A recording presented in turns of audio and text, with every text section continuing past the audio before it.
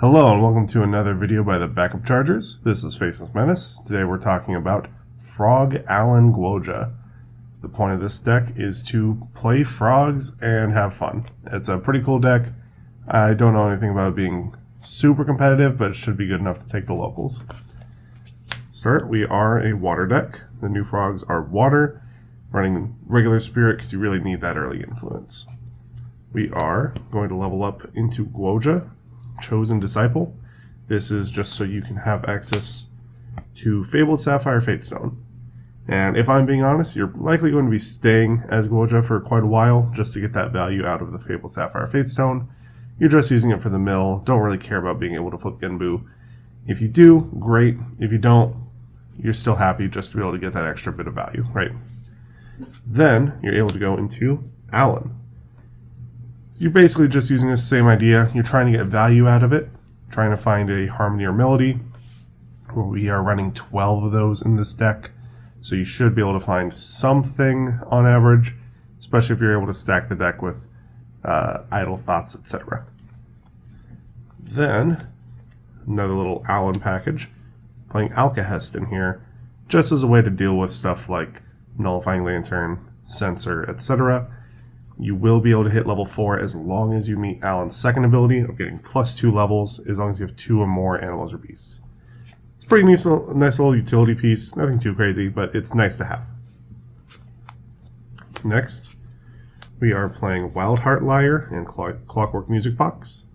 These are there just to give extra utility to our harmonies and melodies. Clockwork Music Box in particular is actually really strong. The effect of this basically doubles up all of your harmonies and melodies. So this means if you're activating, say, a Song of Frost or Resonating Fugue. Resonating Fugue is a great example. You can put it underneath this, and the next turn you can fugue something else again. Or on the same turn you can fugue 2 different guys, which doesn't happen too often in this, but the fact that you can play this same effect twice is very strong. Lyre is just a good reservable. It's basically just a material deck fractal, which is fine. It's a nice little utility piece. The main thing is every time you use it to pay for a harmony or melody, you get a buff counter on an animal or beast. And this can get pretty big. It also has some nice utility with Resonating Fugue for a couple of our 0 attack allies that we have.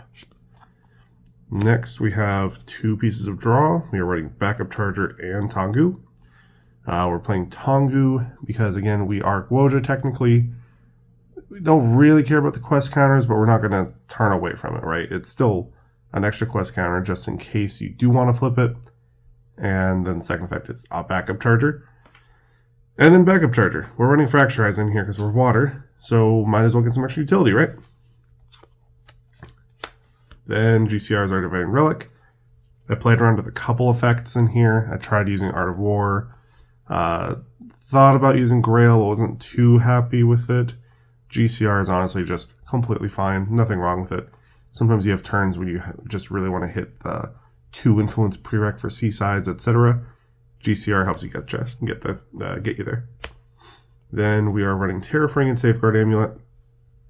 Terrafring helps all the allies.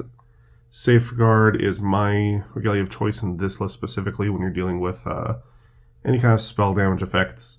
I was trying out Beastmon Boots, but it's just not quite as consistent, and especially with Luxum existing, Safeguard is what you'd much rather have. Onto the main deck, we are running 4 copies of Tidestone Bovine. This is just to help set up a little bit extra mill. This can let you turn on your Genbu a little bit faster if that's what you're going for in your game plan. It's not super necessary, but it is kind of nice to have. Along with that, we are running 2 copies of Purling Footman. This is a new card from DTR. It is just a 2-cost 1/2 on attack with the top card of your deck. You may put it into the grave. This is really nice in order to set up things a little bit more efficiently if you don't want to mill your WinCon, right? Just don't mill your WinCon. That's the idea of the Purling Footman. Bovine is still better in my opinion because you're able to mill a little bit more. Purling is an extra utility, which is why I have it as a 4-2 split right now. You can play around with those ratios however you like. Then we have what I call the big boys. So this consists of 4 copies of Rubbleback Terrapin, 4 copies of Thronekeeper Bullfrog, and 4 copies, my favorite guy, Languid Toad Troll. All 3 of these are very necessary. You don't necessarily have to full play sets of each one, but this is what I'm trying right now. I do like it. May go down to 3 of the Toad Troll, but spoiler, having the 6 health is really big for when we're playing our other Harmony, Carpsan Coda, letting it hit for 6. Having that 6 health as well as Resonating Fugue, it makes it just a big beat stick. It's very easy to make this guy just enormous, and if you don't have any of those cards to turn it into an aggressor, it's not uncommon to have this thing sitting on 4 or more buff counters, and then it's just a 4/10 that's just sitting in play. Your opponent can't get over it, and it's great. Terrapin is kind of similar. It has Spell Shroud. It does not have Taunt, which is a little... it's fine, but it does draw. I was running Frostborn Paladin, but being an animal is just much more relevant in this deck. And we already have a couple other good ways of stalling, so we're running Terrapin over Frostborn because it's an animal. It's pretty nice, honestly. And then Thronekeeper Bullfrog, it's just better Stalwart Shieldmate, basically. It is a 3-cost 0/4 Taunt Float. It's good. Being able to pop Forest Cakes onto it, any number of buff counters on these in particular becomes really obnoxious for the opponent to get over. Then we are running a couple utility allies in here, namely Seaside Ringleader.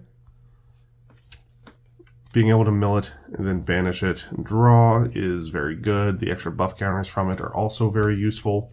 It's not game breaking. You're not trying to go after it. It's just very, it's good utility draw.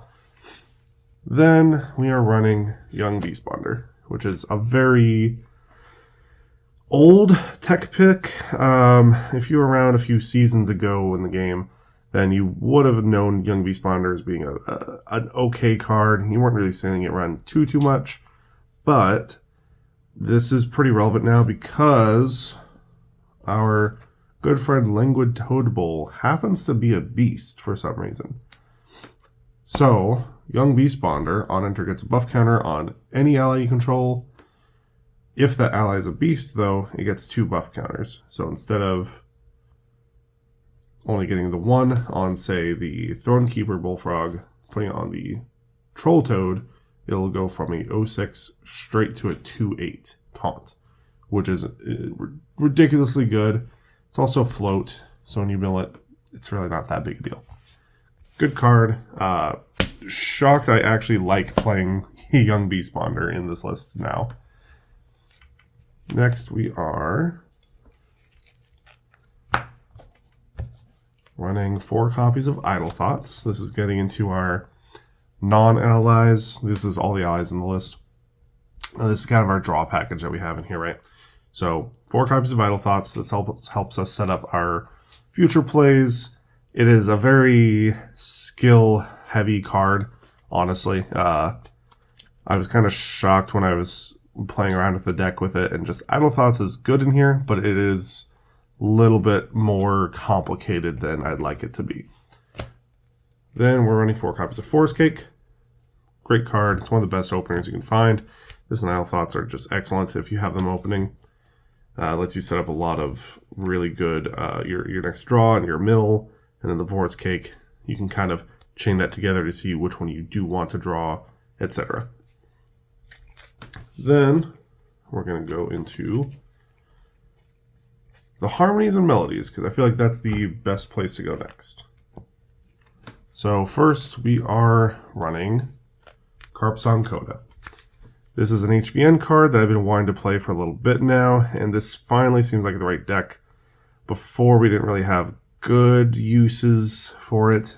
We could still hit for 6, but you're forced to play the old turtle, I believe. And that's not... it is kind of bad. I'd much rather have the taunt instead of just some body on board that happens to be, I think, a 1/6 or a 1/5. So having extra utility, being able to use this for damage, and then putting it under Clockwork Music Box if for 6, and then either same or next turn hitting for another 6 off the same one card is very good. So each one of these can represent effectively 12 damage, right? Then we're playing 4 copies of Resonating Fugue. Resonating Fugue it just swaps health and power, basically, for 1 turn. It's pretty cool in this deck particular because, like I went over earlier with the Wild Heart Lyre, if you use this without a Lyre onto a Toad Troll, for example, it's going to become a 6/0, so it won't actually be able to survive that. But if you have Wild Heart Lyre, this will trigger first, and then the Resonating Fugue will swap it to become a 6/1. A 7/1 with that buff counter. So it's able to actually hit a lot of damage. You still have Genbu, like I said earlier, so you can go for that combo kill, but it's not something you really need to go after. And lastly, Song of Frost. This card is excellent in this list particular. We have not had a whole lot of water tamers that want to run Song of Frost too often. So being able to have the class bonus actually do anything is pretty sick, honestly. So you have an ult casting cost of just banishing a float from grave. And then you get to end the whole combat, which is amazing. This deck has a lot of fun interactions here. Again, putting this under Clockwork Music Box and just being able to blink 2 combats or more feels very satisfying when you're going against the right decks. Playing this against Onsol is very satisfying. Onsol's still probably a much better deck than this, but you can give them a run for their money. Then our interaction pieces. We are running 3 copies of Frostbind. You don't necessarily need the Frostbind, but I like having it just for the extra utility. You could try Tidal Lock. You just kind of run the risk of then you are really forced to have to deal with Nullifying Lantern if you want most of your cards to do anything, right? Then we're running 4 copies of Fracturize. Great card. Like I said, you can use this on your backup charger. You can hit a lot of different things with it. You can hit a Poison Apple if your opponent happens to give you one. It's a very strong card. Then we have 3 copies of Unbroken Mustang to deal with that Nullifying Lantern. It's literally all it's here for. You get a little bit extra utility of hitting Sensor, etc. But for the most part, this is just to make sure you don't get just outed by Lantern. And then lastly, 4 copies of Primordial Ritual. This is almost exclusively just to actually kill your own Toad Trolls. Lets them set up in the grave. It becomes a little awkward with that, so what I like to do is wait for the opponent to waste damage on it and then use a Primordial Ritual, because that way they're not really able to... It wastes damage, you get the extra mill. You can also use this again against, say, Stifling Trap decks, anything that wants to negate the on-enter. You can... There's a lot of interesting edge cases with it. This deck is a little bit less so, but you still get some extra utility if you want to, say, sacrifice a Young Beast Spawner. That's a pretty good use out of it in order to set up extra float, and then hopefully send a Toad Troll to the grave. Or one of the 0/4s. Those are also pretty good. As long as you're hitting for... the Coda is hitting for 4 or 6, that's the kind of the sweet spot. At least 4... up to 6, right? So that is the whole deck. We will be posting a gameplay video of this shortly. Almost certainly not the next video. We're planning on... actually, might as well use this as a good example. We are setting a new upload schedule. We are going to be doing, or trying to do, 2 videos a week. 1 deck profile every single week, especially with DTR season here. There's a lot of cool brews we're thinking about. And then we're going to be doing a gameplay video every other week at least. We may be doing an extra one. And then that kind of leaves us room to still mess around and have some fun little off-topic videos and just have fun with this. And in the meantime, since the last video was made, we actually managed to hit over 50 subscribers. Our gameplay video hit 600 views, which is a great little milestone for us. We're real happy for the support. Thank you everyone for watching, for subscribing, and I hope to see you again. Bye.